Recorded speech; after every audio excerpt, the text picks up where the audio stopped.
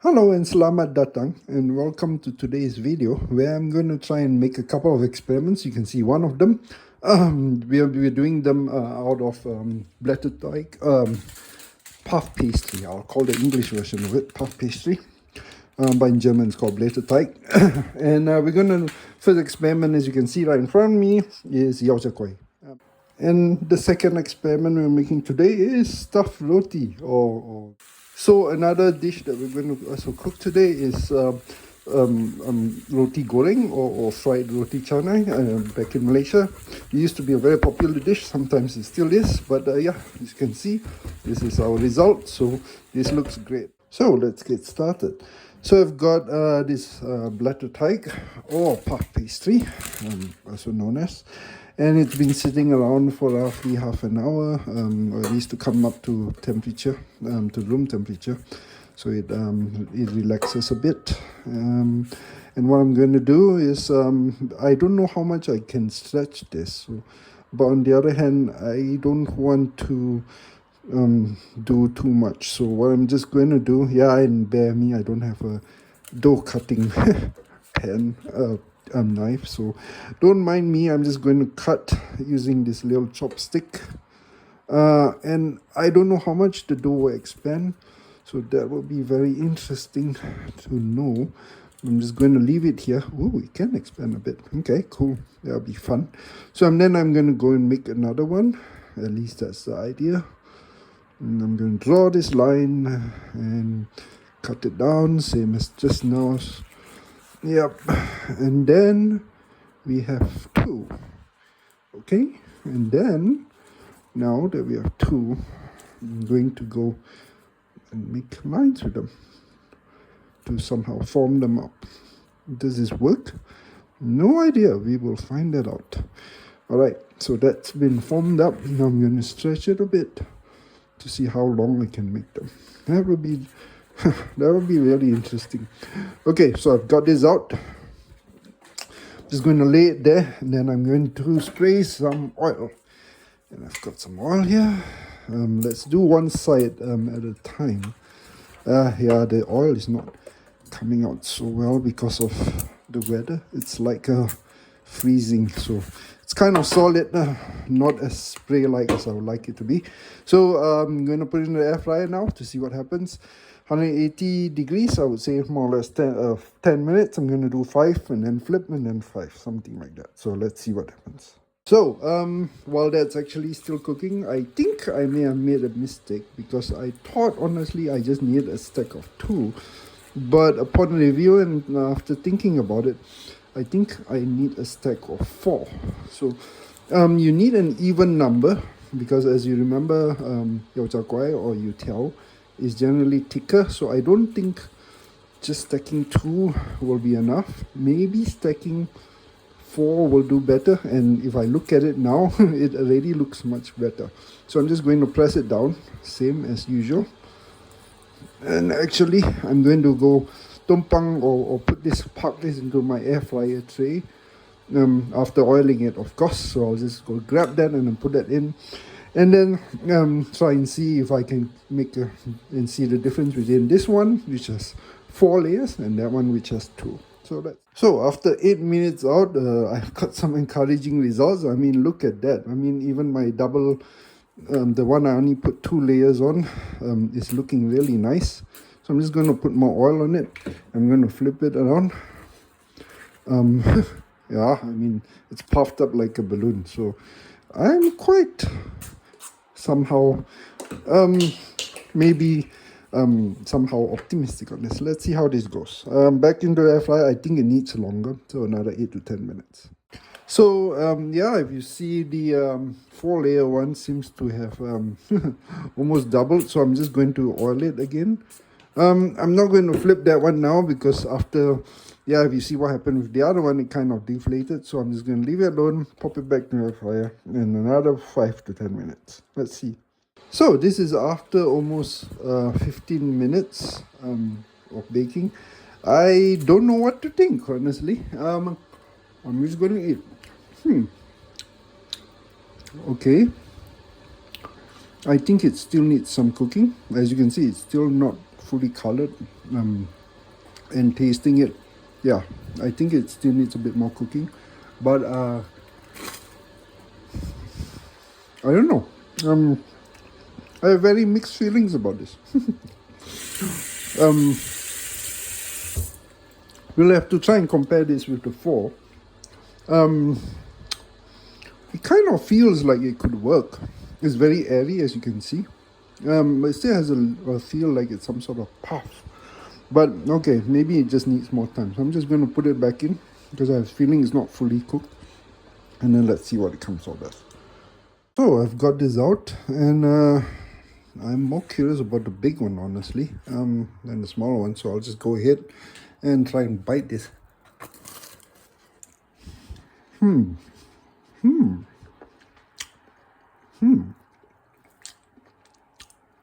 I must say,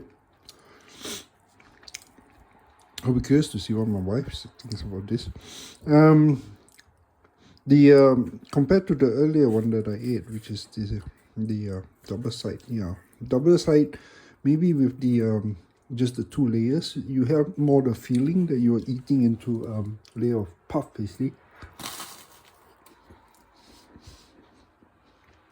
But I must say, actually no, it was just undercooked.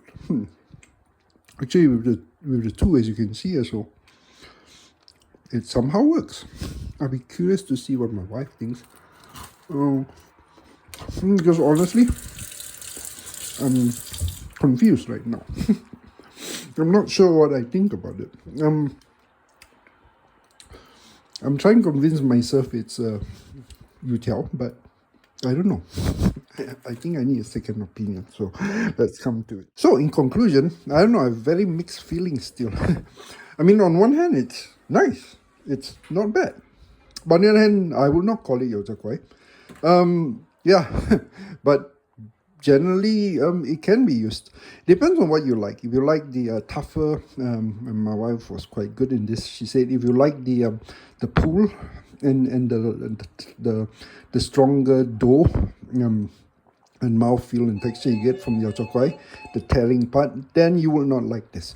But if you like flaky texture that breaks in your mouth, obviously puff pastry type, this will work. So I don't know if it's not a failure for sure, but I'll be curious how my kids treat it. But okay, next experiment.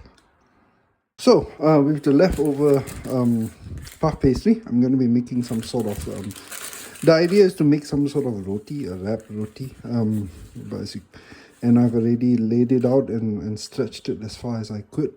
I probably stretched it too much, or I probably left the dough sitting around in the cold because I had to run out to get more dough. I ran out halfway. And you can see there's some holes here and there, but okay, I'm going to fry this up. And the idea is to emulate or to get something like a murtabak kind of thing, or stuffed roti. That's the idea. So just bear that in mind. And also bear in mind that I'm not great at wrapping stuff up. So I hope this doesn't break. Let's see how it goes. I'm going to increase the fire and I'm going to start wrapping a new batch. So we'll see how this one goes, probably in a short while. Okay, so let's stay tuned. So while that's cooking, I'm just going to roughly show you what I did, which was basically, I took out some dough. As you can see, like some sort of monster, I basically just tore it out, and then I'm just going to roll out this to get some sort of stretch on the dough. And to thin it out. And then I'm going to start wrapping it with the stuff that I have, basically ham, cheese. Basically I'm just testing out whether this works. So I'm just going to use some leftover pizza stuff that I had from lunch, which is basically ham, pizza cheese, and throw in some spinach for green. And that's just about it. Very simple.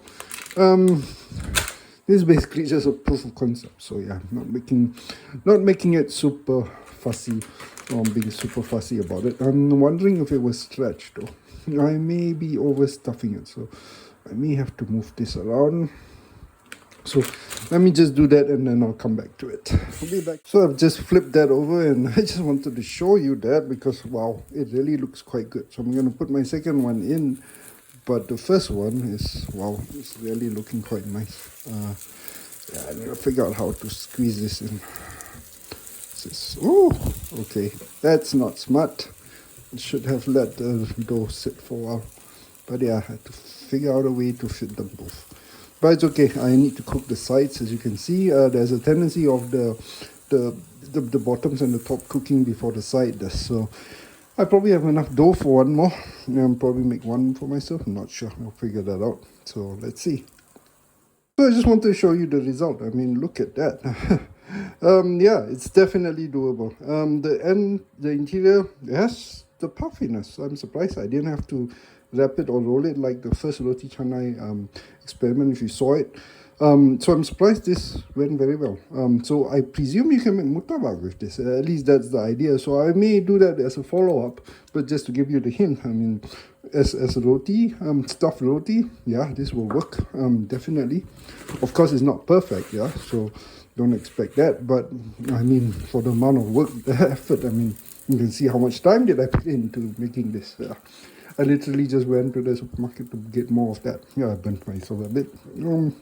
But yeah, this is super good. So I'm calling this great and working. So I've got the roti canai, or the puff pastry cooked up, and I'm just going to let it cool down before I break them up. So yeah, they look perfectly okay. So I'm just going to put them aside and then let them cool down, and then before I cook them or I stir fry them, I'm going to cut them up into pieces, bite size or slightly smaller, something like that. But we'll come back to that. So now we do the stir frying part, and I've got mushrooms and ham that's been cooking up, or at least just started pan frying. And then I'm just going to put in all my broken up pieces of roti canai. I tried to make it uneven, so you get a bit of different crisp here and there. So some bigger, some smaller. Yeah, try not to give it like a consistent thing. So just to make it a bit different per bite. You can flavor it and season it however you like. I will go just a bit simple. I will put a bit of water on it because I don't know if it's the winter weather, but it's dried out a bit. So I'm just going to put some water just to give it a bit of, yeah, just to make sure it doesn't dry out too much, that it's already dried. So I'm just going to do that. And now you can flavor it. I'm just going with a standard Maggi sauce on it, but yeah, you can flavor it however you want. Yeah, I'm trying not to let it stick too much, but yeah, you can see that. So it doesn't need to be cooked for too long. As you can see, it's already all cooked anyway. You're just warming it up. So I'm just going to put in the spinach that I have here, a bit more liquid as well, and then I'll just put in an egg at the end, and that's just to give it a bit more protein as well. So I've just got the spinach in. Then in a short while, when I finish stirring it in, and I'll fold the eggs in. I'll probably just fold the eggs on top rather than fold it on the pan, so it doesn't stick on the pan too much, I hope. But yeah, first you have to cook the spinach leaves up first. So we're just going to go do that, and I'll come back to it. So 2 minutes. So I've got the eggs broken in. I'm just going to flavor it now. Pepper and Maggi sauce. That's about it. Simple. So let's just finish it up.